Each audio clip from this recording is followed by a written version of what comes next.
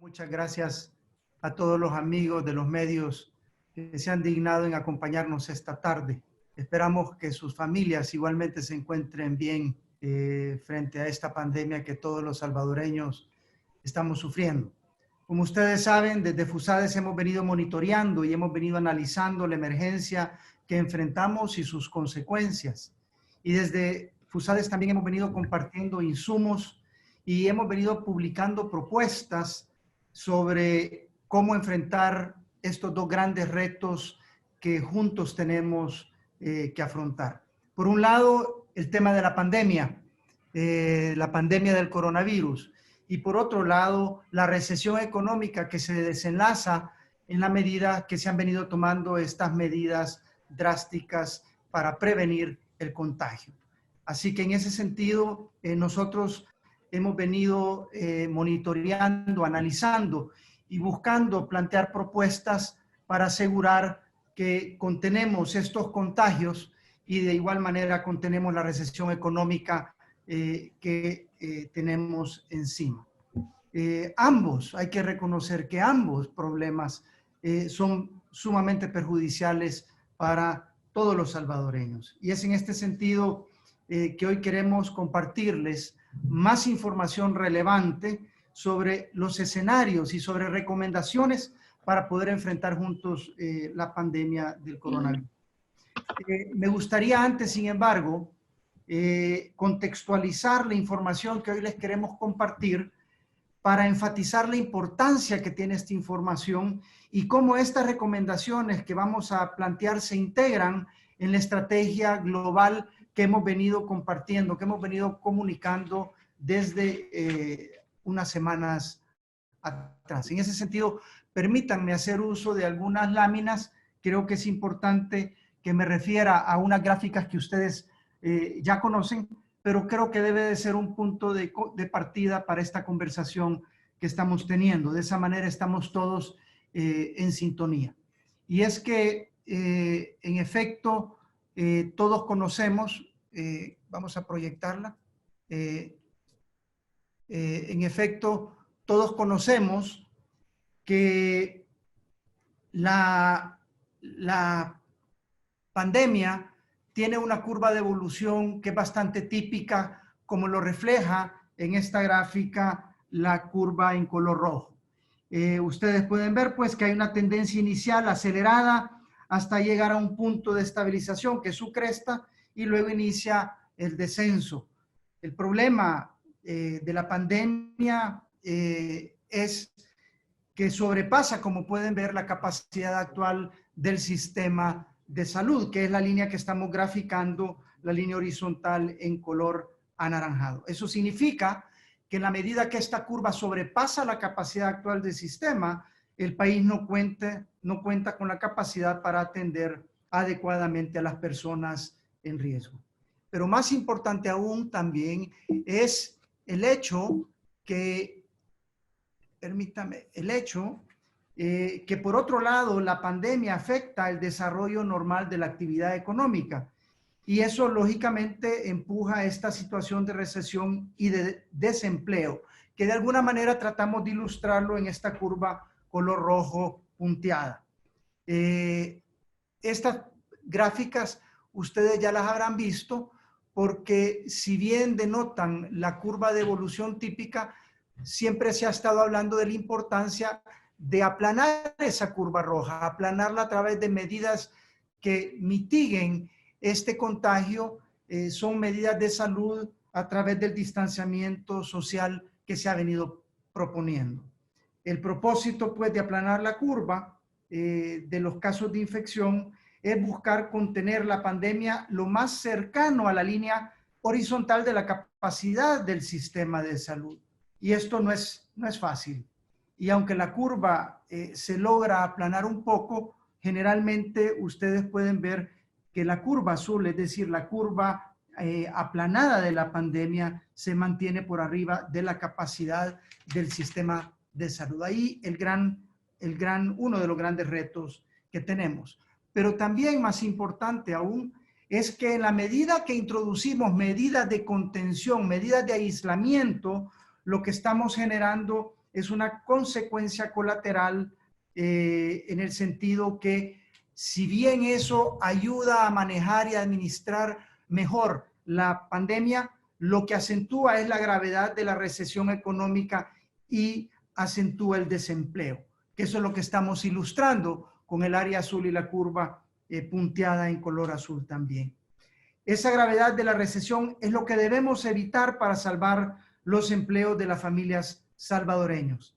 Y esto se logra con medidas que ayuden a contener la recesión y sobre lo cual FUSADES y otras organizaciones hemos venido planteando.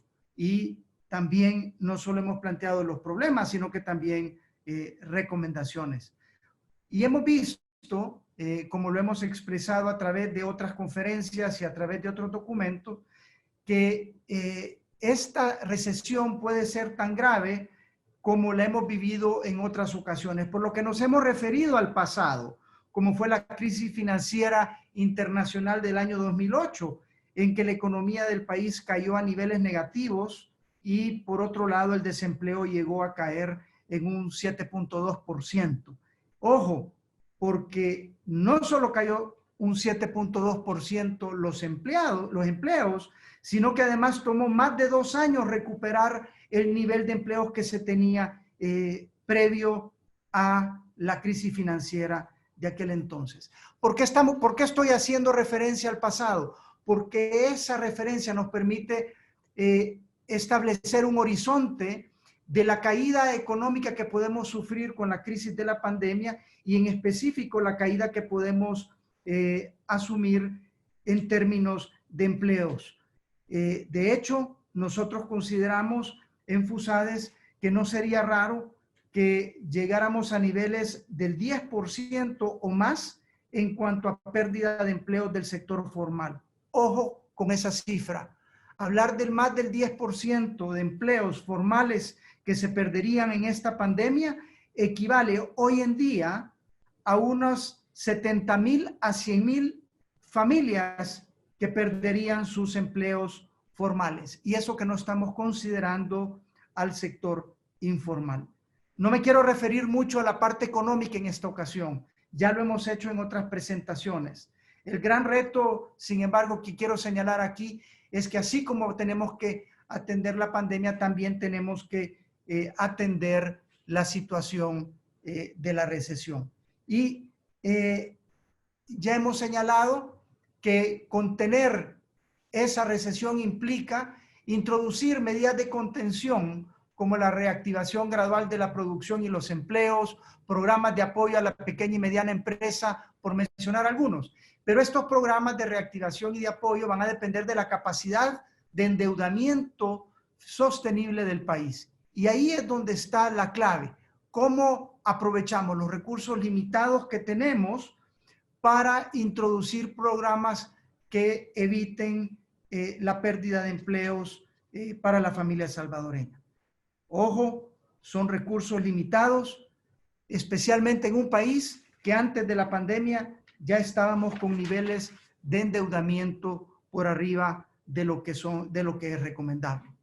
No debemos olvidar, además, que con estos mismos recursos que necesitamos para atender la recesión, son los mismos recursos con los que tenemos que ampliar la capacidad del sistema de salud. Y me estoy refiriendo efectivamente a esa área de la curva en color amarillo, que es la que nos indica la capacidad adicional que se requiere para poder enfrentar la pandemia y atender el exceso de personas infectadas por el coronavirus que sobrepasa la capacidad del sistema actual salvadoreño, que es la línea en color naranja.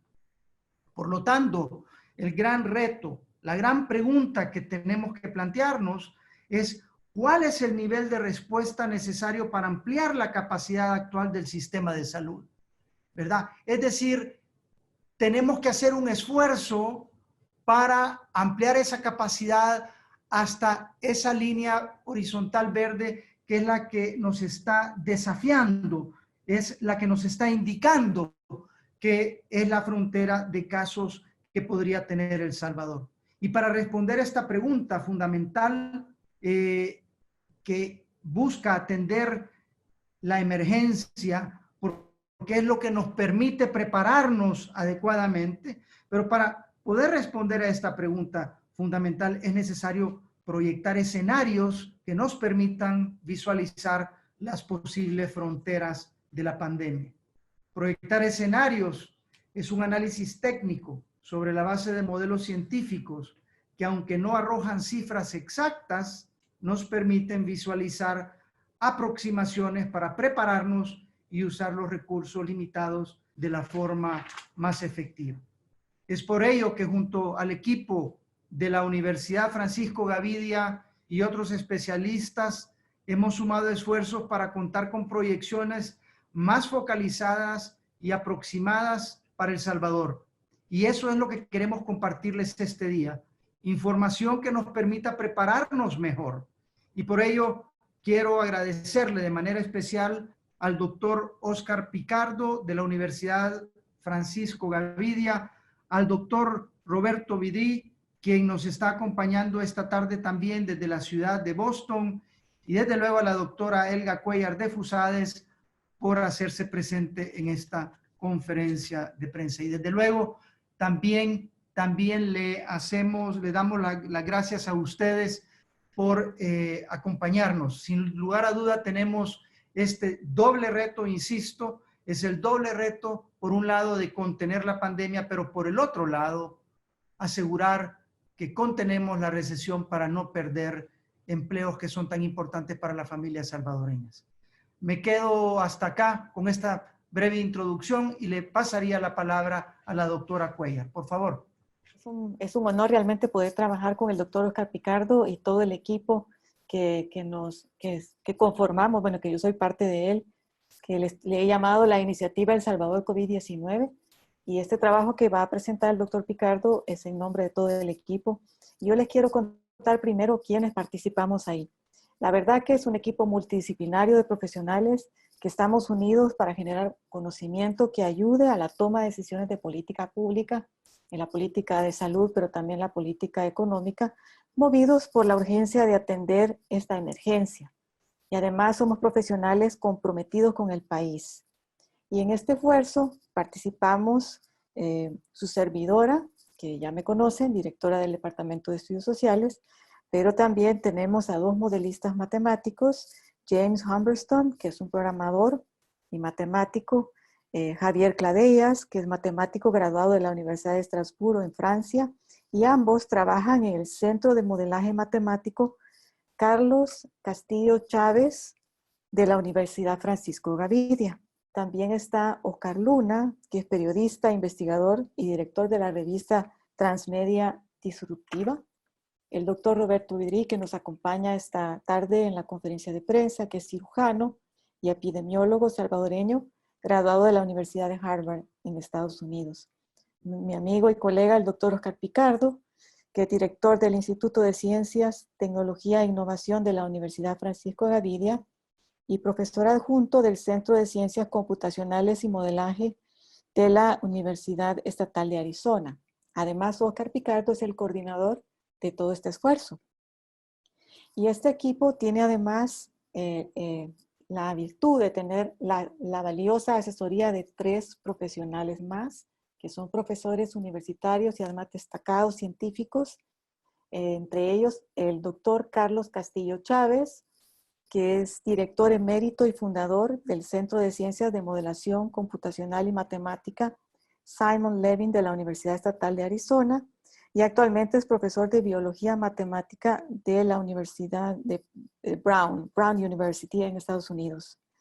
También el doctor Carlos Hernández, que es doctor en Matemática Pura de la Universidad de Cornell en Nueva York y profesor de la Universidad de Colima en México actualmente. Y además contamos con la valiosa retroalimentación y asesoría de Juan Aparicio, investigador y profesor en el Instituto de Investigaciones y Energía No Convencional, INENCO, de la Universidad Nacional de Salta en Argentina. Así que, como verán, es un equipo bastante multidisciplinario que tiene un espíritu científico riguroso. Y antes quiero hacer una aclaración. Este informe que van a ver va a presentar escenarios en modelos matemáticos. Trabajamos con fórmulas complicadas para aquellos que no son matemáticos, son ecuaciones y son fronteras de posibilidades, son probabilidades que están basadas en los métodos y en la literatura académica internacional aceptada. Quiero que sepan que este enfoque no pretende competir con otros puntos de vista, sino que más bien presentar esos escenarios y brechas en base a resultados obtenidos para poder pensar mejor cuáles son las opciones de política pública que tenemos para enfrentar la pandemia de una manera más exitosa. En ese sentido, los objetivos de esta iniciativa son comprender cómo podría evolucionar la enfermedad según estos diferentes escenarios de riesgo y parámetros que han sido ajustados al país. En segundo lugar, queremos proporcionar información basada en evidencia sobre los efectos posibles de la pandemia en la salud de la población. Y además queremos generar conocimiento para la toma de decisiones en las políticas sanitarias y económicas para enfrentar la pandemia. Y para que puedan conocer el contenido de este informe y los hallazgos del modelo epidemiológico, le cedo la palabra al doctor Oscar Picardo, que va a continuar con esta presentación. Muy buenas tardes, gracias Helga, gracias Miguel Ángel, demás colegas, amigos de la prensa.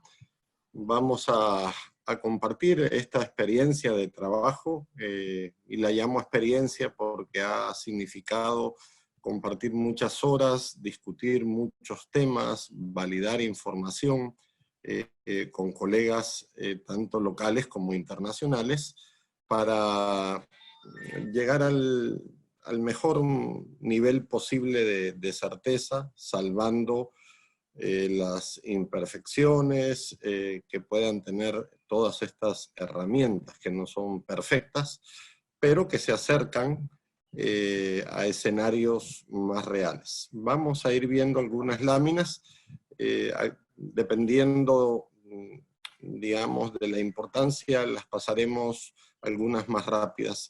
Aquí tenemos, para empezar, una línea del tiempo que va registrando todos los hitos desde la identificación de la pandemia en diciembre de 2019 y todo lo que ha ido sucediendo en nuestro medio. Como pueden ver, con sus fechas, estos datos son importantes porque también alimentan los modelos desde la identificación del primer caso. Entonces ahí pueden ver las principales fechas y las decisiones que se han tomado, la prohibición de entrada a personas de China, luego de Italia y Corea del Sur el 25 de febrero. Todas estas medidas creo yo que es importante reconocer que han sido muy atinadas en lo que respecta a las probabilidades futuras de aplanamiento de curva y distanciamiento social. Muchos países no tomaron estas medidas y los datos que reflejan actualmente se debe a la lentitud, ¿verdad? Pero afortunadamente aquí se fueron tomando medidas, el cierre del aeropuerto, por ejemplo, el 17 de marzo, el primer caso, el 18 de marzo, y así sucesivamente. Luego los contagios inmediatos que tuvimos y los reportes de casos hasta el 1 de abril, en donde tenemos el primer fallecido. Hoy vimos también la noticia del primer recuperado, lo cual también es una muy buena noticia para el país. Siguiente.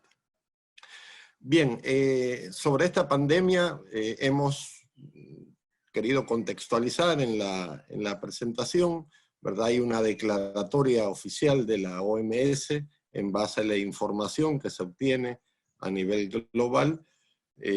Ya para el 1 de abril teníamos más de 900.000 casos, cifra que ha ido evolucionando, y todas las consecuencias e impactos de esta pandemia en los principales países y escenarios. Desde el punto de vista epidemiológico, después el doctor Vidri podrá profundizar si tienen alguna inquietud más. Los primeros casos de COVID se reportan en diciembre, en China, logran más de 80.000 casos, 3.300 muertes. Hay un debate también si se ocultaron o no cifras de muertes por el régimen chino. Eso está en discusión o en rumores, no lo podemos oficializar, pero ese es el dato oficial. Los picos de casos que tuvo China entre finales de enero y principios de febrero, y luego, digamos, la tendencia a la baja. Respecto a la transmisión de la enfermedad, es de persona a persona a través de secreciones por vía aérea. Eso lo hemos oído en la mayoría de informes y comunicaciones. El método de transmisión en sí no está muy bien definido desde el punto de vista científico, se está estudiando. En lo que respecta al tiempo durante el cual el individuo es contagiado, sufre el contagio desde el punto de vista infeccioso, tampoco está determinado por completo, es algo que está en estudio. Hay muchas variables de esta pandemia que se están estudiando en la academia, sobre los síntomas, sobre los casos más graves, sobre los decesos. También hay mucha fake news, muchos rumores, y hay que tener mucho cuidado, igual con las soluciones que hemos visto, que nos llegan videos de cosas que podemos hacer o tomar. Yo creo que hay que ser muy cautos, ¿verdad? Hasta la fecha permanece incierto si la exposición al virus genera inmunidad. Información preliminar indica que ciertos anticuerpos sí confieren esta protección, y se está monitoreando cómo se desenvuelve este proceso, ¿verdad? Y se estima también que el periodo de incubación es de 14 días, ¿verdad? Ya eso está también en la literatura por ahí. Bien, frente a esta pandemia y otras que han existido en el pasado, enfermedades infecciosas, epidemias, etcétera, sabemos que han tenido un gran impacto en la morbilidad, mortalidad y generación de miedo, desde los registros de la famosa gripe española que se dio a inicios del siglo XX, y otros fenómenos, el ébola, el VIH, etcétera, han generado mucha preocupación. Y frente a ella, la academia, sobre todo el cuerpo científico, ha intentado hacer predicciones sobre la evolución de estas enfermedades, y han comenzado a diseñar modelos para explicar cuál es su devenir, cuál es su desarrollo. El pensamiento matemático y estadístico ha creado modelos lineales, regresiones lineales múltiples, análisis de datos categóricos, estadística, métodos bayesianos, y una cantidad de herramientas del mundo de la matemática y la estadística que se han puesto a disposición y que se han ido perfeccionando con el tiempo.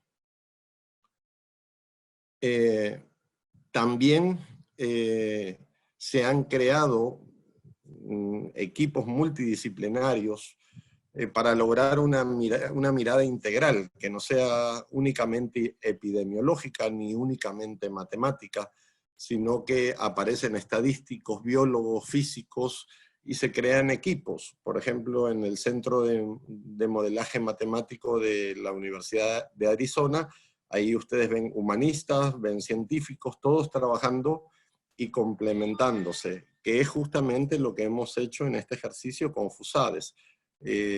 Lograr la mayor variedad de miradas posibles para tener un acercamiento desde todas las ópticas. Hemos revisado mucha biografía, el doctor Vidrí constantemente nos enviaba insumos, Carlos Castillo nos corregía las ecuaciones, Helga revisaba datos de la región, y toda esa integración hizo posible este informe. Estas enfermedades, ya las similares al COVID-19, son evaluadas con diversos modelos, y los más aceptables, por ejemplo, el Colegio Imperial de Londres utilizó de hecho el modelo SEIR, el modelo SIR y SEIR, que son las herramientas que se vienen desarrollando desde 1927 en la academia, ¿verdad? Y hay muchos otros modelos, el Markov, modelos espaciales, bayesianos, el modelo Monte Carlo de simulación, cantidades de herramientas que están a disposición y dependiendo del fenómeno se escoge la mejor herramienta para el monitoreo. El COVID, por su naturaleza, por sus características, digamos, demanda un modelo matemático específico. Este modelo se corre, generalmente se utilizan 3 tipos de software que hay en el mercado y en el mundo académico: Stata, R o Python, que son los que permiten correr adecuadamente las ecuaciones en base a los datos que se les cargan. En este contexto hay 2 tipos de modelos, o 2 generalidades de modelos, los determinísticos y los estocásticos. En este caso el modelo SIR o SEIR es determinístico. No voy a entrar en detalle sobre las características que aparecen, hay mucha literatura, pero básicamente con el modelo SIR o SEIR controlamos muchos factores que intervienen en el estudio del fenómeno. Aquí podemos ver por qué se llama modelo SIR.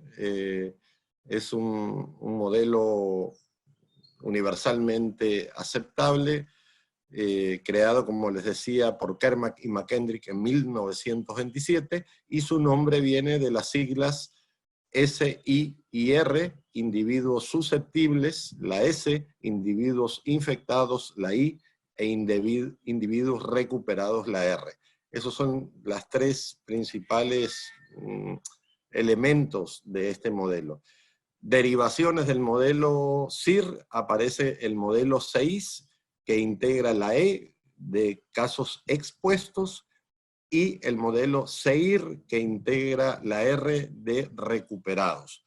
Entonces, cuando uno observa el panorama de lo que se va desarrollando con el COVID, efectivamente tenemos individuos susceptibles que están en la sociedad, individuos infectados, que pueden o no estar aislados, individuos recuperados, como el caso que vimos hoy, y individuos expuestos que están sujetos a ser contagiados.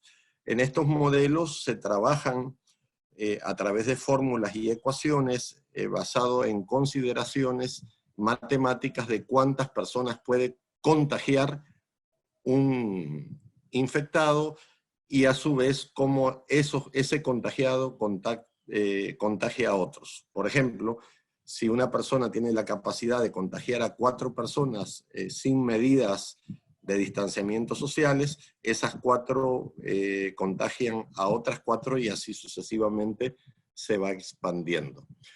Bien, aquí no me voy a detener mucho en esto, está el cuadro de variables, en donde se parte de la población susceptible en el país, que son la población general, 6.5 millones, y aparecen una cantidad de datos que se van cargando al software, en base a la literatura internacional, ¿verdad? Hay una cantidad de aspectos muy técnicos que provienen de un paper o de un autor o de un caso similar al COVID, y toda esta información se carga en el software. Y ahora vamos a ver los resultados, los primeros resultados al correr este modelo en base a esta ecuación que pasamos ahí, que solo los matemáticos la entienden. El modelo está programado para presentar 3 escenarios. Es lo que normalmente se suele solicitar: un escenario optimista, un escenario moderado y un escenario crítico.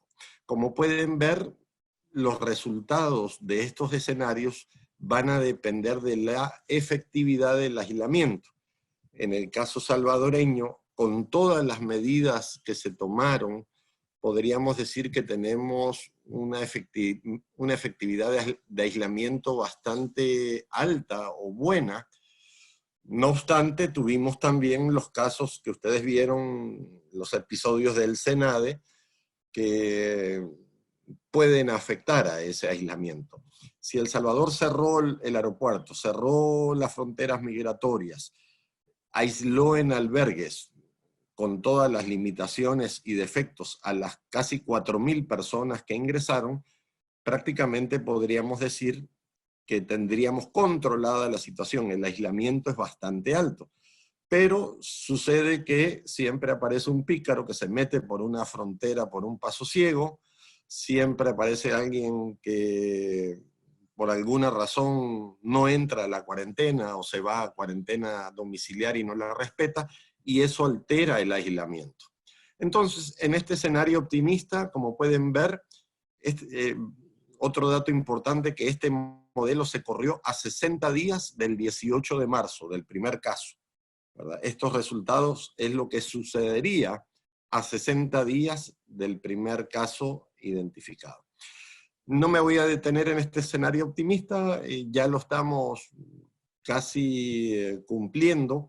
Vámonos al escenario moderado. Y aquí, como pueden ver, con una efectividad de aislamiento baja, el escenario moderado nos presenta 5.175 infectados. De ese grupo poblacional, según el modelo, 1.965 personas se irían a hospitales. Y de esa población, 167 pasarían a unidades de cuidados intensivos y se pronosticarían 9 fallecimientos. O sea, podríamos decir que este es nuestro posible mejor escenario, el moderado. Los que están a la derecha en su pantalla son escenarios también posibles con aislamiento medio y alto, ¿verdad? Y ahora nos vamos al escenario más crítico. En el escenario más crítico, ¿hasta dónde llegaríamos según el modelo? Llegaríamos a 62.710 casos, es una cifra, digamos, posible, 16.926 personas hospitalizadas, 1.089 pasarían a UCI y 34 podrían fallecer. Este es un escenario bastante posible. El doctor Vidri nos señalaba con mucha razón y con base en evidencia y en la literatura que la tasa de mortalidad está baja y quizás, digamos, tenga razón, es algo que debemos señalar y son de los posibles defectos de estos modelos, ¿verdad? Que hay que considerarlos.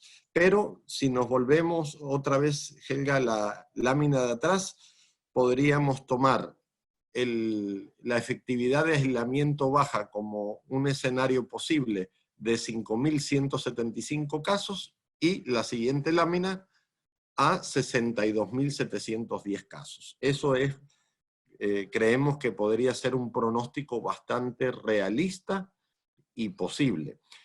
Siempre tenemos que tener la mirada, y como lo hemos hecho y lo vamos a ver más adelante, en relación a otros países similares en condiciones demográficas y en decisiones. Yo pondría como un espejo de El Salvador lo que ha hecho Costa Rica, ¿verdad? Y también podríamos ver lo que ha hecho Guatemala y Honduras. Aquí tenemos los cuadros que hemos compilado, en donde pueden ver el caso costarricense. Por ejemplo, vean que el primer caso en Costa Rica es del 6 de marzo, el nuestro es el 18 de marzo. Y ahí tenemos la evolución de casos, los fallecidos, recuperados, el cierre del aeropuerto, que es similar al nuestro en la misma decisión. Vean, por ejemplo, la gran diferencia en Nueva York, La Guardia y JFK, los dos aeropuertos con una cantidad enorme de vuelos, lo cual cuando uno ve el crecimiento estadístico en Nueva York o en otras ciudades, digamos, podemos comparar y decir, bueno, es que no hay una efectividad en el aislamiento, sigue la ciudad abierta, siguen los aeropuertos abiertos. Costa Rica tomó la decisión tanto del cierre del aeropuerto como del cierre migratorio, la cuarentena y otros datos que hemos ido compilando. El siguiente país Guatemala, observen también cierre del aeropuerto, cierre migratorio, cuarentena. Primer caso 13 de marzo, 5 días antes que el nuestro. Veamos ahorita Honduras, primer caso 12 de marzo, igual cierre de aeropuerto, cierre migratorio, cuarentena. O sea que es importante que ustedes como periodistas vayan viendo la casuística de estos 3 países que se parecen culturalmente al nuestro y que han tomado medidas, ¿verdad? Aquí pueden ver el cuadro comparado con todos los datos de los 4 países que estamos analizando y que nos permiten un escenario. Siguiente. Bien, en base a esos datos, veamos algunas otras consideraciones. Si tomamos el peor de los escenarios, este es un trabajo que fue afinando la doctora Cuellar, aquí tendríamos, digamos, como un piso y un techo.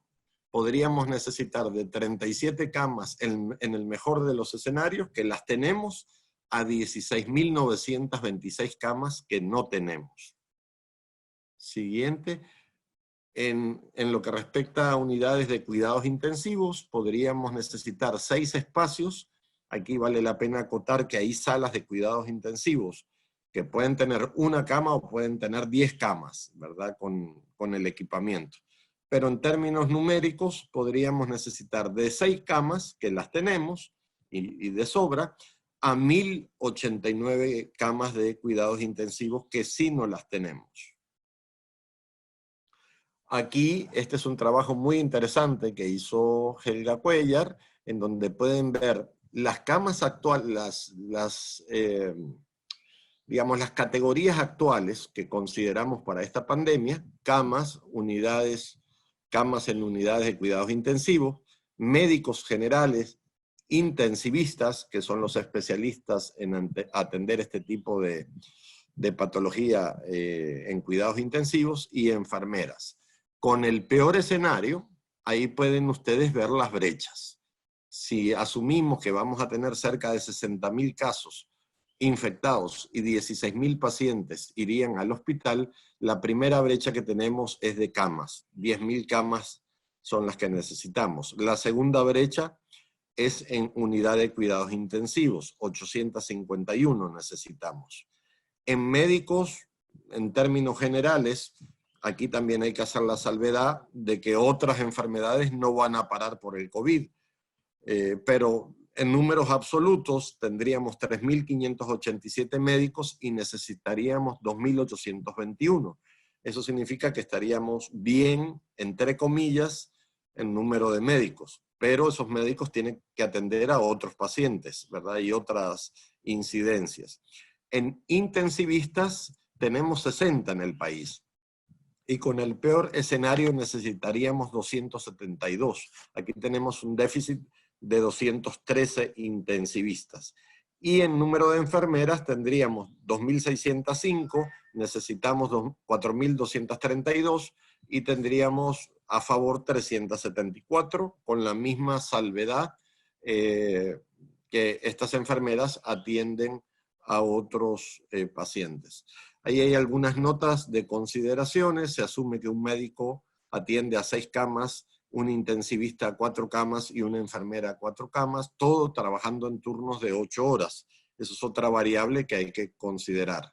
El número de intensivistas del MinSal se estimó en 37, pero podrían ser menos, ¿verdad? Y no fue posible encontrar información de otros especialistas que se requieren, como por ejemplo neumólogos o técnicos en terapia respiratoria.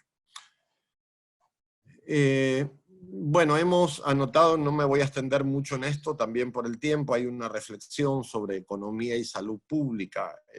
Trabajamos pensando en esta relación que hay interdependiente y compleja. Ya lo hablaba de forma muy clara Miguel Ángel Simán al inicio, en donde exponía las curvas y cómo el impacto de las medidas generaba también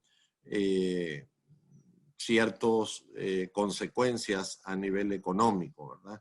Hay algunas citas que hemos reflejado, hay algunas referencias y hay estudios muy sólidos, tanto de la OMS como de otros informes, sobre la relación que hay entre economía y salud, y que tenemos que buscar ese equilibrio permanente, ¿verdad? Porque podemos salvaguardar, aplanar la curva, pero también se puede generar una catástrofe a nivel económico que tendría consecuencias similares. Ahí hay un modelo de economía y salud, sobre todo el aspecto de la enfermedad, como un caso en donde conectan muy bien la relación de la salud versus la salud del trabajador. Así que eso lo hemos dejado para fortalecer la reflexión. En la siguiente lámina también vemos que este diálogo, esta discusión, este debate entre el distanciamiento social y la supervivencia de microempresas y comercio informal es crítico. Este segmento tiene para vivir un mes, pero posiblemente no 2 ni menos 3 meses. Hay unos estudios que publicaron Camarasal y la ANEP, donde ya hay evidencia de los márgenes de tolerancia de las microempresas y las pequeñas empresas, también las medianas y grandes, y qué capacidades tienen y cuánto podrían soportar. Esa es la pregunta por el ciclo de esta crisis. Esta crisis para nosotros está empezando, a mediados de abril vamos a estar subiendo en la curva, luego se establece y luego empieza a bajar. Pero, digamos, volveremos a la normalidad a finales de abril o a principios de mayo. ¿Cuál será el comportamiento? Son de las cosas críticas que tienen que ver con la vida económica del país. También aquí tenemos una bibliografía importante que se generó a partir de la crisis de la famosa empresa consultora McKinsey & Company, en donde se planteaba el día después la próxima normalidad. Mucha gente habla de que va a haber muchos cambios en la economía, cambios en todos los ámbitos, en el periodismo, en la educación, todo lo que estamos haciendo ya de una forma experimental posiblemente sea lo normal. Y esta consultora habla de 5 principios que tenemos que tomar en cuenta: la capacidad de resolución, de resolver cosas, la resistencia que tenemos que tener, cómo vamos a soportar, cómo vamos a administrar la crisis, preparar el retorno. Eso también va a implicar reimaginar los negocios y reformas también a nivel público, a nivel privado. Creo que es una literatura también muy ilustrativa. Ya para ir concluyendo, tenemos algunas preguntas o hipótesis. Por ejemplo, la primera tiene que ver con la equidad en las medidas productivas para no generar desequilibrios comerciales en la región, ¿verdad? Si un país toma una medida y otro toma otra, corremos riesgo de generar fracturas en la región, y creo que debemos de pensar Centroamérica unida y medidas coherentes. Luego, lo que les comentaba, el ciclo de la crisis, ¿verdad? ¿Cuál es el criterio real de la cuarentena? En algunos países se han establecido 15 días, en otros más radicales 30 y otros 40. Y volviendo al tema 1, si no nos ponemos de acuerdo al menos con esto, pues vamos a tener economías que van a despegar antes y otras que van a estar todavía aisladas en cuarentena. Entonces yo creo que estas cosas son de consenso en función de la fecha del primer caso. Luego, respecto a las medidas específicas frente a esta crisis y las personas más vulnerables, ¿debe estar gran parte del aparato productivo cerrado? Esa es una pregunta que nos hacemos. Por ahí hay alguna respuesta a este cierre. Recuerden que al inicio, sobre todo en Inglaterra, se tomaron inclusive algunas hipótesis como la posibilidad de infección rápida, y algunos teóricos decían, bueno, es mejor que nos contagiemos todos rápido y para que se acelere el proceso y salgamos rápido de la crisis. pero ese modelo generaba colapso de los hospitales, pero son discusiones. Existen estudios, datos e información entre los costos económicos de las medidas tomadas, es otro de los temas que tenemos que discutir y seguir dialogando. Por ejemplo, la construcción del hospital que se está haciendo, inicialmente creíamos que era la parte provisional de CIFCO, pero de repente se está construyendo un hospital en físico que va a durar 3-4 meses. Entonces la pregunta es cuál es el objetivo. Luego las proyecciones, que ya hablábamos de ello, ya habíamos hecho alguna acotación en base a qué se hacen las proyecciones, cuál es el costo, si existen escenarios progresivos razonables para todas las medidas que se están tomando. Está bien que necesitemos muchas camas, ya vimos que en el peor escenario vamos a necesitar como 10.000 camas, pero ese es un escenario. Digamos, ¿cuántas camas a la fecha en base a ese modelo deberíamos de tener? Y cómo va a ir evolucionando la enfermedad. Y si se han realizado valoraciones fiscales del país antes y post-crisis, prospectivas del sistema de salud a mediano plazo, ¿verdad? No tenemos la costumbre de hacer prospectiva y este tipo de crisis sí que nos demanda hacer prospectiva. Para cerrar, algunas conclusiones y recomendaciones. Lo que habíamos dicho, creemos en base a este modelo, a esta posibilidad, que nuestro rango puede andar entre 5.175 infectados a 62.710 infectados. Eso es lo que nos da este modelo. Esto contrasta un poco con la progresión matemática que presentó el gobierno, ¿verdad? ¿Se acuerdan en la conferencia de prensa donde nos proyectaba prácticamente a 3 millones de casos? 3.145.000, que es una cifra que ni los países más densamente poblados ni más envejecidos como Italia, España, Estados Unidos o China, creo yo que van a llegar.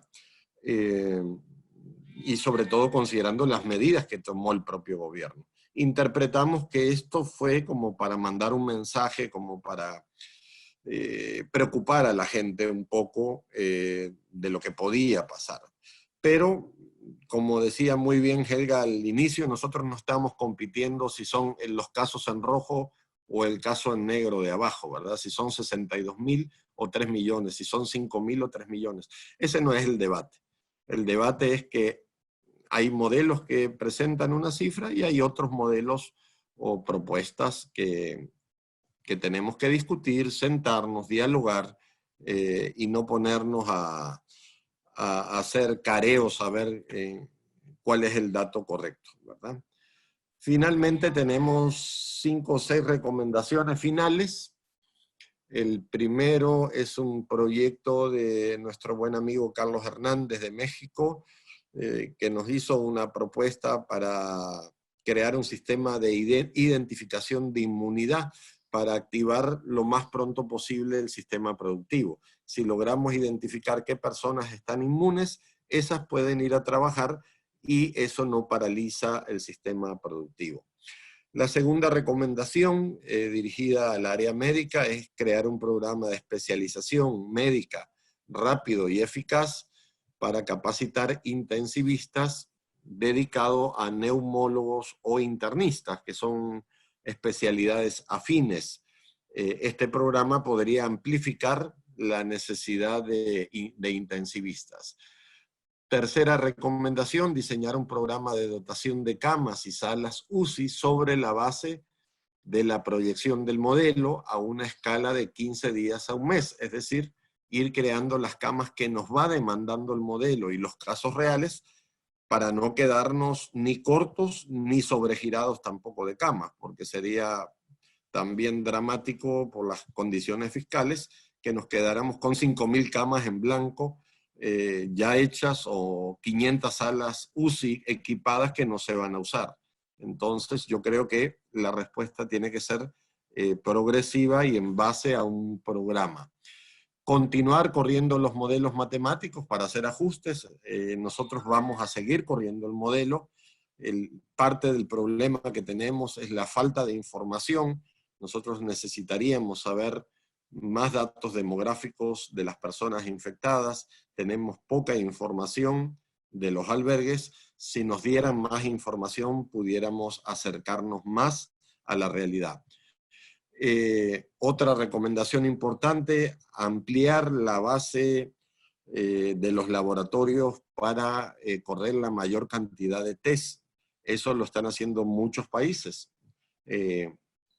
Esta capacidad nos permite identificar más personas y tomar mejores decisiones. Inclusive, creería yo, como una idea nada más, que hay empresas que podrían optar por, digamos, arriesgarse a pagar los test de sus empleados para tener la certeza de quiénes están contagiados y los que no puedan seguir trabajando. Eso le podría ahorrar recursos al gobierno y al tener más test podríamos tener más certeza. Y por último, apoyar a todas las empresas, instituciones, universidades que puedan aportar equipos locales y otros insumos necesarios para atender la emergencia. Así que hasta aquí llega la presentación. Les agradezco su atención. Muchas gracias, Oscar. Amigos periodistas, como pueden ver, el material es bastante denso porque desde luego se hace un esfuerzo en el cual estamos buscando la rigurosidad técnica para poder trabajar con información lo más sólido posible. Quisiera aprovechar al doctor Roberto Vidrí, que lo tenemos con nosotros, para que también nos comparta algunas reflexiones, si los periodistas nos lo permiten. Por favor, Roberto. Pues yo he sido parte de este equipo y comparto muchas de las ideas. Creo que Oscar recalcó algunas. Creo que el porcentaje de la mortalidad que estamos viendo en ese modelo es baja. Es baja porque el modelo se va ajustando a medida que vamos viendo las cosas progresar en el sistema. Actualmente el número que se maneja más o menos es de un 2% de todos los infectados van a morir. Ese es el número que se está viendo en promedio en el mundo y creo que eso es a lo que deberíamos de más o menos ajustarnos en nuestro país. Algo muy, muy importante que entender es que la gran mayoría de los infectados nunca se van a diagnosticar. Aproximadamente el 40-50% de infectados serán completamente asintomáticos, nunca presentarán nada, nunca serán evaluados en un laboratorio por un médico y eso es parte del gran problema con este virus, que son gente que están infectadas, pueden transmitir el virus, pero nunca se diagnosticarán y eso es una de las grandes cosas. Cuando hablamos de inmunidad, y eso es importante que se tomó aquí en el tema, es no se sabe. No se sabe si esto va a ser algo como la varicela, que le da uno una vez o tiene una vacuna y luego nunca más se vuelve a contagiar. Se especula que será un modelo como el de la influenza, que muta todos los años y hay diferentes variaciones del virus. Y por eso en Estados Unidos y en muchos países se pone la vacuna de la influenza todos los años, porque se va arreglando con lo que se ve. Entonces, cuando empezamos a hablar de reabrir los países, la gran discusión a nivel mundial ahorita es, bueno, tal vez esto no va a ser un mes, 2 meses, tal vez esto va a ser un año, con lo que se está llamando un switch, un on and off switch, que a medida que se van liberando las medidas sociales, se va permitiendo más interacción social, se vuelve a ver otra vez un pico de casos. Y ahí los gobiernos, uno de los modelos es volver a pagar el sistema, volver a bajar, llegar al sistema adecuado y estarlo haciendo así hasta que lleguemos a un balance. Que es para mí muy importante, no solo como epidemiólogo, sino como médico, es cerrar esa brecha de camas, de infraestructura. Creo que 2 o 3 meses es demasiado largo. Se estima que la marejada o se verá en 2 o 3 semanas. Y si no estamos listos, nos va a agarrar de sorpresa. Y eso significa, en este escenario, sorpresa significa muertes. Entonces, tenemos que tener algo listo y tenerlo listo ya, no dentro de 2 o 3 meses. En un país tan pequeño como el nuestro, la idea de centralizar todo en algo como el pabellón de la CIFCO, creo que es lo mejor. Es un país pequeño, podemos tener a cualquier paciente grave de cualquier rincón del país en CIFCO en 2 o 3 horas. Entonces, no hay por qué no hacer eso. Y estoy de acuerdo con Oscar que debería de ser un adecuamiento escalonado. Empezar con 50 camas de UCI y 200 camas normales y tener un plan muy bien delineado de, bueno, si llegamos a 35, 40 camas, empezar a habilitar otra parte con otras 50 camas y se va escalonando. Así se ha hecho en Estados Unidos. Yo esto ya lo estoy viviendo. Aquí ya tenemos casos y ha sido lo mejor. No se puede cerrar un hospital completo solo para pacientes de COVID sin saber qué es lo que va a hacer. Entonces, una progresión escalonada. Y comparto algo que se ha usado en todo el mundo, a socios públicos privados. En este sentido, lo que significa es no hay razón por la que no podemos explotar el sistema de salud privado para ayudar en esta pandemia. En algún momento el presidente dijo que él se tomaría los hospitales privados y los manejaría. No, a mí no me hace sentido en este momento dejar que los laboratorios privados se certifiquen y corran pruebas. Simplemente nos da más capacidad de prueba y habrá gente que puede pagar pruebas que le manda a su médico privado. Excelente. Eso desatura el sistema de salud nacional que de por sí ya está saturado. Entonces, utilizar nuestro sistema de salud, que es un sistema mixto, pero usar la parte privada creo que es importante. Incluso esto yo lo discutía con alguien. En El Salvador se ha tomado un modelo de todo el que sea positivo se va a meter en un hospital. Si estamos hablando de 60,000 positivos, ¿cómo vamos a hacer eso? Ningún otro país ha tomado este modelo porque es imposible. La mayoría de países, en general lo que se ha hecho es, si usted es positivo y se evalúa su vivienda, que sea paredes de cemento, con un cuarto separado, pues al paciente se le aísla en casa con ciertas instrucciones y pasa la enfermedad leve en casa. Se dan indicaciones también de cuándo llamar al médico y eso se pasa a un hospital. Esas son cosas importantísimas. No hay por qué saturar el sistema y hacer más de lo que se necesita cuando más del 80% de infectados pueden pasar esto en su casa como una influenza. Sí, una influenza grave, pero van a estar en su casa y no morirán. Entonces, son preguntas que yo creo que necesitan respuestas, pero es un panorama mucho más grande que nos indica cuáles son los recursos que de verdad necesitamos y cuáles son recursos que simplemente readecuamos o modificamos para sacar esto adelante. Muchas gracias, Roberto. Quisiera reiterarle a los amigos periodistas que la presentación que hemos compartido con ustedes este día se les va a distribuir e igualmente vamos a compartirles algunos de los documentos que hemos presentado anteriormente, especialmente aquel, Rafael, de las recomendaciones específicas que planteábamos para este tema. Rafa, te paso a ti el micrófono para que nos orientes y así podamos atender cualquier inquietud que tengan los amigos periodistas. Les agradecemos nuevamente. A ver, Rafa. Muchas gracias, Miguel Ángel. Y para efectos cabalmente de las preguntas, les suplicamos a los participantes 2 cosas. Una, pueden en la parte inferior de la pantalla encontrar el tag o la viñeta de participantes. Eso nos mandará al lado derecho el listado completo y más abajo está un botoncito que dice levantar la mano. Si lo quieren, pueden utilizarlo para que nosotros sepamos quién quiere hacer preguntas y que pueda habilitar su micrófono y en orden ir dándole paso a cada uno. El resto mantendríamos cerrados los micrófonos para facilitar la comunicación. Mariana Belloso está lista para su pregunta. Por favor, tiene la palabra. Hola, ¿me escuchan bien? Adelante. Sí, perfecto. Bueno, yo tengo tres preguntas. La primera, ustedes hablaban de identificar inmunes para poderlos reintegrar a la actividad productiva.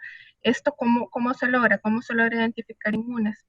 Segundo, ustedes tienen una propuesta de aumentar el acceso a las pruebas del COVID. a través del sistema privado, incluso que las empresas puedan ser quien paguen o quien lo pueda hacer de manera particular lo haga. Pero el gobierno recién sacó un decreto en el que regula el acceso a estas pruebas y dice que queda como facultad exclusiva para el sistema público. Y una tercera pregunta sería para usted, no Miguel Ángel, es sobre el recurso que están utilizando algunas empresas de recurrir al Código de Trabajo al tema de la suspensión de labores por causa de fuerza mayor y que sea el Seguro Social quien asume el pago durante estos 9 meses de la fuerza mayor con un 75% del salario. Hay empresas que están recurriendo a esto y alegan que es algo legal y que no, el decreto emitido para que sean solo las cuarentenas específicas las que paga el Seguro Social, no está por encima de la ley. Muchos alegan que esta es la única forma en la que van a poder sobrevivir el cierre de operaciones. Muchas gracias. En relación a la primera pregunta, Oscar, no sé si tú quieres abordar. Sí, sí. Hemos recibido una propuesta, Mariana, de Carlos Hernández. La estamos estudiando. Es una propuesta que ya la están implementando en Alemania y posiblemente en Inglaterra y en México, en Nuevo León. Trabaja también en base a unas ecuaciones y se nutre también del sistema privado de información. La idea es crear una red de laboratorios conectados con el gobierno para mantener la unidad estadística en donde las personas, digamos, infectadas, recuperadas, que logren inmunidad, puedan reincorporarse a la vida laboral, ¿verdad? Todo esto está explicado en un documento que estamos todavía procesando. Es una propuesta que me llegó a mí, yo se la pasé a Helga para que se estudie en FUSADES. Tengo entendido que es un mecanismo, digamos, muy razonable porque se basa en principios de inmunidad y en principios también de laboratorio, ¿verdad? Pero eso requiere, me decía Carlos Hernández, que el único riesgo, conociendo Latinoamérica, es la falsificación de documentos de inmunidad, ¿verdad? Pero hay formas de regularlo, digamos, a través de una carnetización u otros mecanismos. Sin embargo, todavía creo que es muy temprano, es algo que hay que estudiarlo, pero es una posibilidad muy razonable que todas aquellas personas inmunes, en lugar de estar encerradas en una cuarentena, digamos, ya sin riesgo de contagio, pues vuelvan a su vida productiva. En relación a la segunda pregunta, Mariana, ¿tenés a alguien en particular que se la está dirigiendo? Yo creo que puedo tomar esa pregunta. Adelante, Robert. Gracias. Agrego, Mariana, a lo que acaba de decir Oscar. Ya se está aprobando, especialmente en Estados Unidos, un tipo diferente de prueba, se llama el ELISA, y esa es la misma prueba en la que se basa el diagnóstico del VIH, y lo que busca son anticuerpos. Los anticuerpos son las moléculas que desarrolla el cuerpo una vez monta una inmunidad contra un virus. Entonces, si se empiezan a detectar ciertos anticuerpos que se identifican como protección, eso nos puede dar una indicación de quién es inmune o no inmune. En cuanto a la segunda pregunta, es la pregunta que nos hacemos todos. El éxito del tratamiento de esta pandemia en lugares como Singapur y Corea del Sur ha sido la transparencia. Se unen fuerzas, se hacen pruebas como sea, todo se unifica en una base de datos para que esté todo claro y de esta manera se tiene información clara. Creo que Oscar lo señaló antes, una de nuestras limitaciones más grandes, no solo corriendo modelos estadísticos, sino va a ser una de nuestras limitaciones más grandes enfrentando esta pandemia en general, es que el gobierno insiste en tener monopolio de la información. Entonces, nosotros no sabemos en realidad cuántas pruebas se han hecho. Hay denuncias de pacientes en los en los albergues que se les hace la prueba y nunca les dan una respuesta. Todo paciente en el mundo tiene un derecho legal y universal de tener su información médica. Entonces, si a él se le hace una prueba, necesita tener los resultados. ¿Por qué el gobierno no está dando esos resultados? Son preguntas que todos nos hacemos, pero están desaprovechando un recurso que es habilitar laboratorios particulares, y se podría incrementar la capacidad de prueba de una manera exponencial y muy rápida. Muchas gracias, Roberto.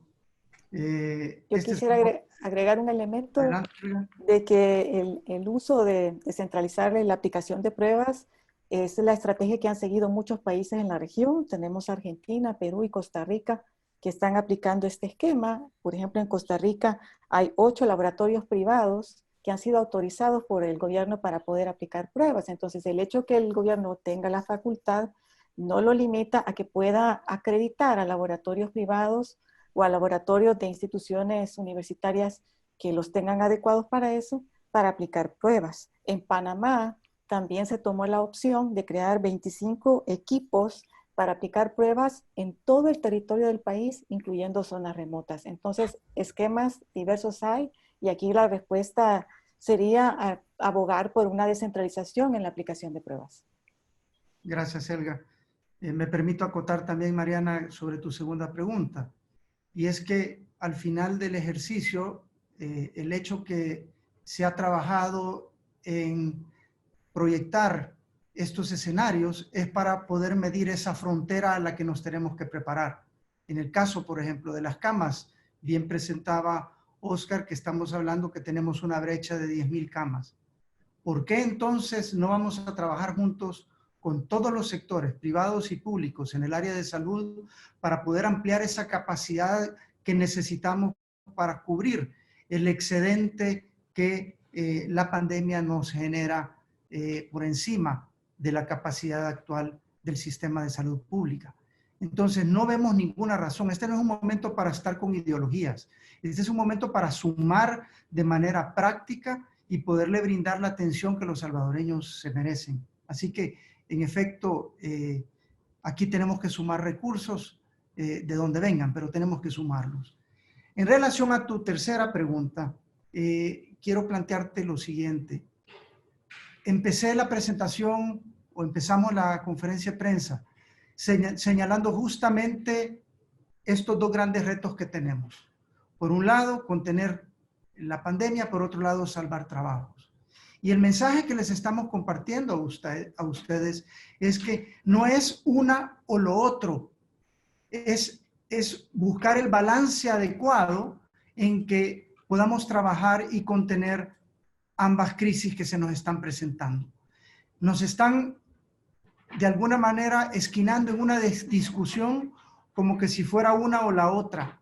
Y nosotros creemos que tenemos que tener la creatividad de encontrar medidas que de alguna manera puedan balancear los esfuerzos y, por lo tanto, evitar el contagio, pero por otro lado, evitar el desempleo. Por lo tanto, yo no te voy a responder sobre si estoy de acuerdo en que haya suspensión o que sean despidos. Al contrario, el mensaje que les estamos diciendo es, no discutamos cómo despedir personas, porque porque es secundario si es por un mecanismo u otro. Lo importante es que salvemos las fuentes de empleo. Y en ese sentido tenemos que buscar medidas que nos permitan ese balance que venimos hablando. ¿Cómo se aterriza un balance en el sentido que te lo estoy planteando? Bueno, busquemos de ir adecuadamente y gradualmente habilitando o reactivando la capacidad productiva del país para salvar los empleos.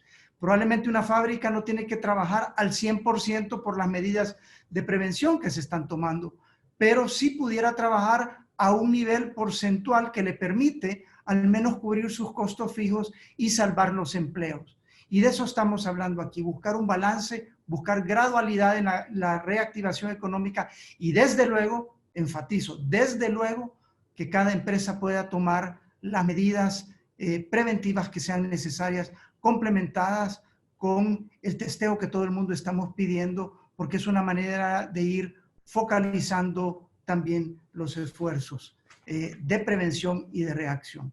Creo que con esto te respondo y le paso la palabra a Rafael. Muchas gracias. ¿A alguien más con una pregunta? Porque veo que no levantaron la manita, pero si desean hacer una pregunta, está abierto en este momento el canal. Creo que Karen Yamilet está pidiéndote la palabra por el chat. Adelante, Karen, escuchamos. Sí, buenas tardes. Queríamos saber si dentro del escenario se tomó a la población susceptible, pero tenemos también, tomando en cuenta de que la mayoría de población susceptible acá en el país, las principales muertes son por neumonía, y eso es de la población mayor de 60 años. En estas muertes, no había un disparador específicamente por estas cifras, por la población adulta mayor que está susceptible a morir de neumonía.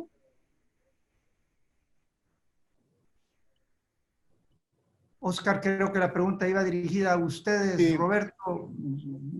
Yo le pasaría la pelota a Roberto, porque es más médica la pregunta, ¿verdad? Si no entendí mal, es si la cantidad de casos de neumonía podría ser como gatillar o favorecer a que tengamos más casos y más fallecidos, ¿verdad? Sí, así es. Karen, sí, yo no sé si estoy claro yo en la pregunta. Creo que la voy a responder, pero si no, por favor, corríjame. El COVID, como parte de su progresión de la infección, afecta a los pulmones y eso lleva a muchas complicaciones. La neumonía es una complicación de la infección por COVID. Luego hay el síndrome de distrés respiratorio agudo, que es la complicación final casi de esto. Entonces, si entiendo su palabra, me está diciendo que estamos viendo muertes por neumonía. Su pregunta, estamos viendo muertes por neumonía. ¿Estas están asociadas al COVID? Esa es la pregunta. La pregunta va encaminada en saber si el factor de la edad de personas mayores de 60 años no sería como un detonante. Bueno, aparte que ya en el país tenemos una población que muere por neumonía, si esto también no dispararía las muertes o esta población estaría más susceptible al contagio o morir por la enfermedad. Claro, y eso creo que sí se ha establecido claramente que una persona arriba de los 60 años forma parte de ese grupo de riesgo, entre comillas. La mayoría de muertes en el mundo se ha visto en personas mayores. Es más, si vemos los promedios mundiales, 60 años ha sido el corte y se ha visto más de un 40% de las muertes por COVID han sido en personas mayores de 60 años. Entonces, la respuesta a su pregunta es sí. Tenemos una población vieja que ya de por sí muere de neumonía cada año en la época de ataques respiratorios y ese es el grupo que se verá más afectado en cuanto a presentaciones severas y muertes por la infección del COVID. Sí. Sin embargo, también quisiera agregar, hemos revisado también la pirámide demográfica, sobre todo cuando se empezaron a manejar las cifras de Italia, de España. Logré bajar las imágenes de estas pirámides demográficas y efectivamente la pirámide de Italia, por ejemplo, la población mayor de 60 años estaba arriba del 30%, hombres y mujeres. En el caso de El Salvador, estaba apenas cercana al 10%, lo cual es una ventaja, digamos, desde el punto de vista de país, tener una población más joven, ya que, como decía el doctor Vidri, efectivamente esas personas son las más vulnerables. Y justamente en España y en Italia más allá de otros colapsos sanitarios por aglomeraciones en los hospitales, digamos, la gran cantidad de personas fallecidas son personas mayores, ¿verdad? Entonces, eso también hay que considerarlo, esa diferencia, desde el punto de vista demográfico, ¿verdad? Que tenemos, afortunadamente para esta patología, una población bastante joven en comparación con sociedades envejecidas. Sin embargo, hay un elemento que se les ha olvidado añadir a mis colegas, y es que otro factor de riesgo importante es la condición de salud previa. Por ejemplo, las personas que tienen hipertensión o diabetes tienen mayores factores de riesgo, mayor probabilidad de verse en una condición grave por esta enfermedad. Y en el país, recordemos que tenemos una doble carga de mortalidad, en donde aparte de tener una población que es susceptible a diarreas y enfermedades por vectores, como el dengue, tenemos un porcentaje también importante de la población que sufre de hipertensión, de diabetes y de insuficiencia renal importante. Entonces hay que tener cuidado y ponerle ojo a esta población. Muchas gracias, Selga. Adelante, Rafael. ¿Alguna pregunta? Sí. Creo que Yolanda está pidiendo por medio de chat la palabra. Por favor, Yolanda, adelante.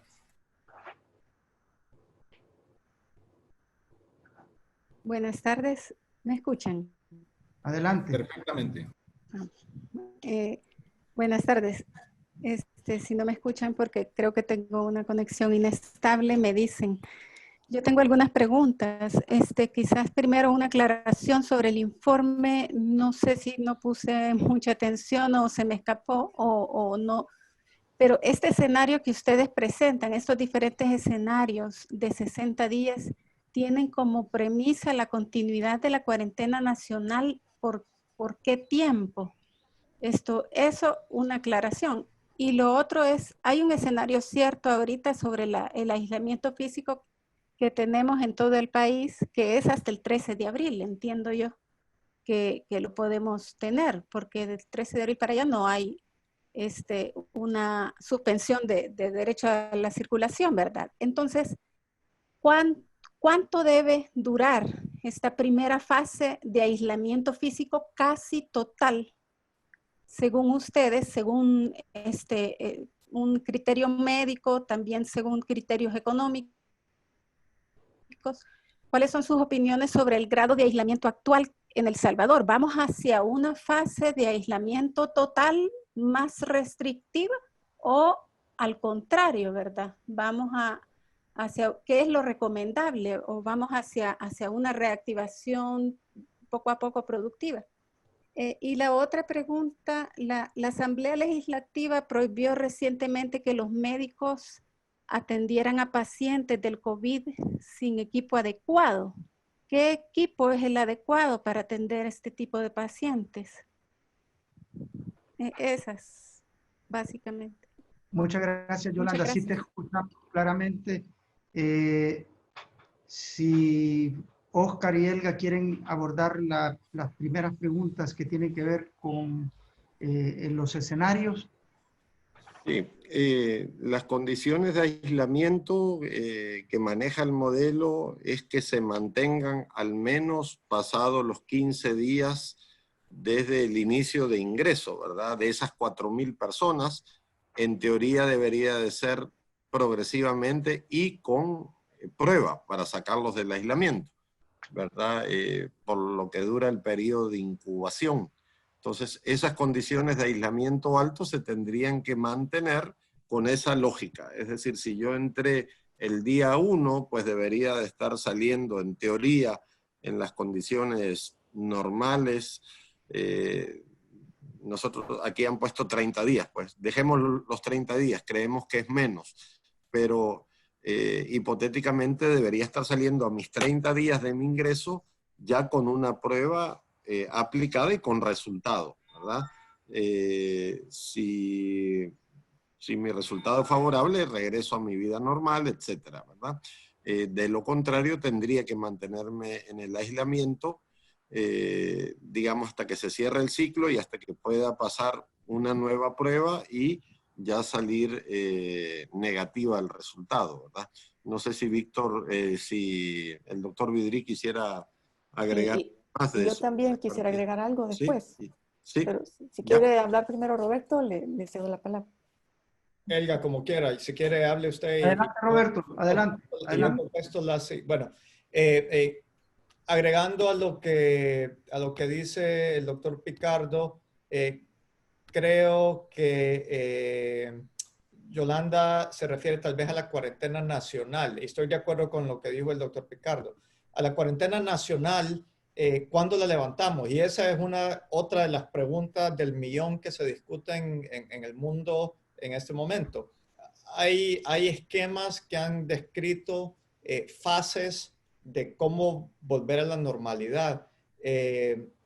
La intención de esta cuarentena tan estricta en un principio, yo lo dije antes, es ganar tiempo para cerrar esa brecha de recursos y estar listos. Esa es la intención de una cuarentena estricta nacional como la que tenemos ahorita.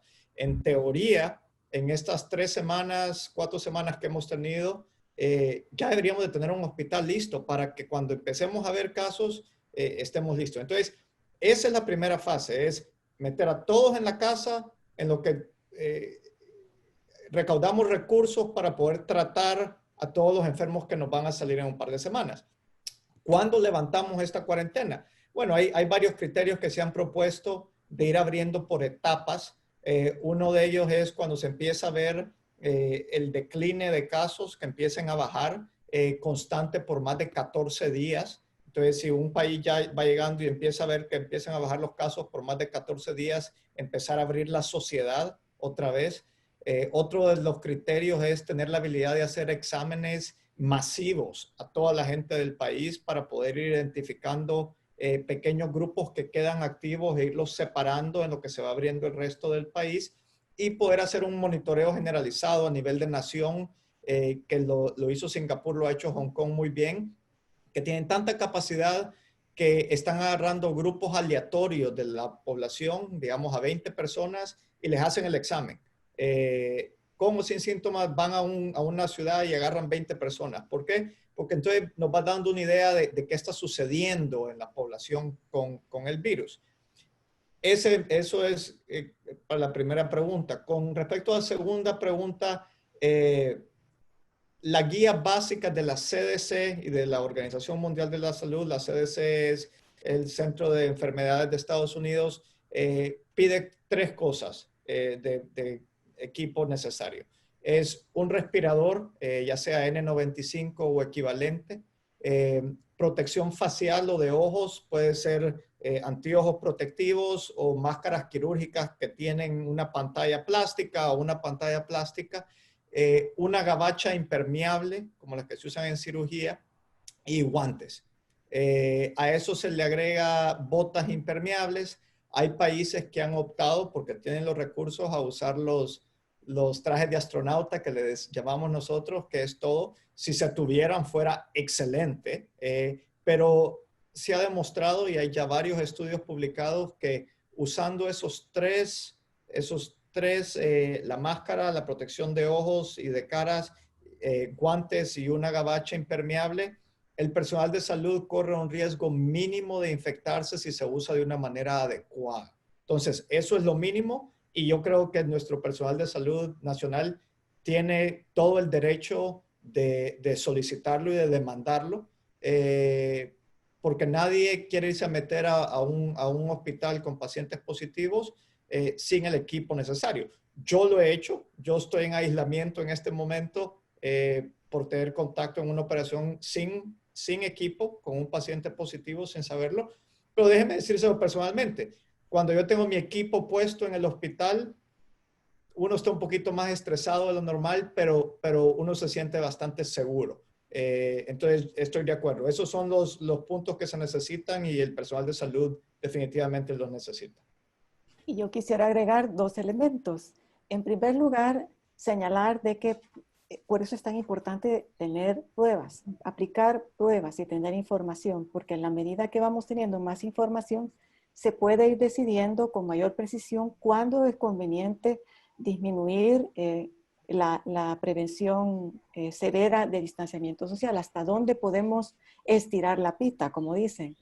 Pero es importante saber también dónde están las comunidades de contagio y definir los nexos epidemiológicos para crear esos circuitos, cerrarlos y aislarlos y poder generando espacios de movilidad dentro de nuestra sociedad para que la población pueda circular sin riesgo de contagio, pero también para que la dinámica económica pueda continuar en el nivel adecuado para no entrar en riesgo de perder empleos e ingresos de más hogares. Eso es lo primero que quiero señalar, que por eso es importante la información. Lo segundo, ¿quién debe tomar este tipo de decisiones? Podemos decirla desde ahora, ¿seremos nosotros los adecuados para responder? La respuesta es, estas decisiones tienen que tomarse con base en información como la que proporciona el modelo que estamos proponiendo y debe de estar en las manos de los profesionales de la salud que son expertos en esta área. Por eso es importante crear una comunidad de científicos, de médicos, de epidemiólogos que puedan ir ayudando en la toma de decisiones de cómo ir abriendo la sociedad, reduciendo las medidas severas de distanciamiento en la medida que tengamos más información y podamos determinar esas comunidades de contagio. Entonces, USAID ha propuesto que es importante que las decisiones sean tomadas de esta manera. Muchas gracias, Helga. Yo solo complemento, Yolanda, señalando que en todas las crisis que hemos vivido, si algo hemos aprendido es que en medio de una crisis se te reduce el margen de maniobra. Y especialmente en este momento que tenemos doble crisis. Y en ese margen de maniobra tenemos que tomar decisiones inteligentes. Tenemos que aprovechar los recursos limitados que tenemos para que tengan el impacto que necesitamos. Y tenemos principalmente que aprovechar el tiempo que estos modelos nos están señalando. En estos próximos 60 días tenemos que tener medidas audaces para asegurar que en el balance que estamos buscando de no perder empleos, tengamos montada la capacidad para atender los casos en riesgo. Importantísimo que trabajemos para ello, como ya lo decían mis otros colegas, que trabajemos de la mano con todos los sectores y que tengamos conversaciones inteligentes. Y para eso insistimos en los espacios de diálogo que se tienen que dar con los diferentes actores y especialmente con los especialistas que conocen de esta materia. Esa es la única manera en que podemos sumar esfuerzo, es la única manera en que podemos impactar, es la única manera en que podemos ser efectivos ante esta crisis de pandemia y de recesión. Rafa, no sé si hay alguna otra pregunta. Una pregunta de Karen Yamilet. ¿Puede hacerla Karen, por favor? Gracias. Sí, la otra pregunta que tenía era justamente lo que hablaba Helga sobre la movilidad. Ya hemos visto casos locales y los municipios pues, han estado tratando de reforzar sus medidas. ¿Qué se debe hacer en los municipios en los que se ha tenido un caso local? Bueno, si quiere comienzo yo y tal vez Roberto puede apoyarme. Normalmente hay varias estrategias. La más común es buscar el nexo epidemiológico y rastrear todas las personas con las que la persona contagiada o infectada ha tenido contacto para poder identificar si son positivas también, y hay que aislarlas inmediatamente además, y poder identificar dónde están esos contactos y si están afectados o no, han sido contagiados o no por el virus. Eso es lo primero. Lo segundo que Roberto ya mencionaba, y es otra estrategia que se está experimentando, es crear muestras de población en ciertas zonas de una región o de un país para identificar qué tanto puede circular el virus en esa zona y poder decidir qué medidas implementar. Esas son como dos alternativas que se pueden aplicar, pero tiene que haber expertos haciendo las lecturas de la información y definiendo qué es lo que hay que hacer. Le cedo la palabra a Roberto. Yo concuerdo 100% con Helga. Creo que una palabra clave es una investigación activa del nexo epidemiológico, y lo que eso significa es hace un par de días vi en la televisión saliendo, se le pide a la población que se presente si ha tenido contacto. No, el Ministerio de Salud, parte de su capacidad tiene que ser ir a buscar esos nexos epidemiológicos y aislarlos. Estaba leyendo un artículo, Costa Rica, que tiene un sistema de salud muy, muy bien desarrollado. Yo me formé ahí como médico. Hasta este momento reportan la capacidad de seguir el 97.6% de los nexos epidemiológicos. Eso significa que por cada caso que ellos han confirmado, han podido seguir el 97% de toda la gente que tuvo contacto con esa gente. Y lo que se hace es lo que estoy haciendo yo en mi casa. En el momento en que se identifica un nexo epidemiológico, esa persona se manda a aislamiento, ya sea en su casa o controlado, si eso es lo que la autoridad de salud va a hacer en algún lugar, y se aísla. Si se le hace prueba o no se le hace prueba, esa es una discusión larga. Mucha gente podría decir que después de 15 días, si el paciente no ha tenido síntomas, no hay que hacerle prueba, pero esa es una discusión que todavía no se define por completo, ni siquiera en los países desarrollados. Muchísimas gracias, doctor Vidri. Perdón, ¿hay alguna otra pregunta?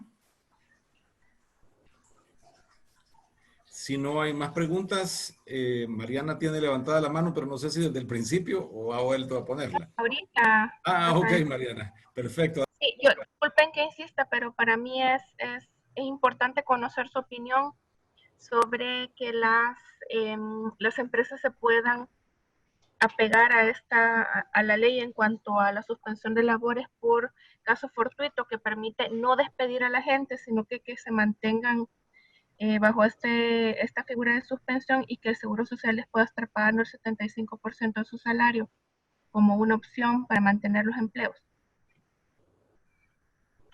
A ver, Mariana, déjame reiterar lo que dije antes, que nosotros aquí lo que estamos buscando es salvar las fuentes de trabajo.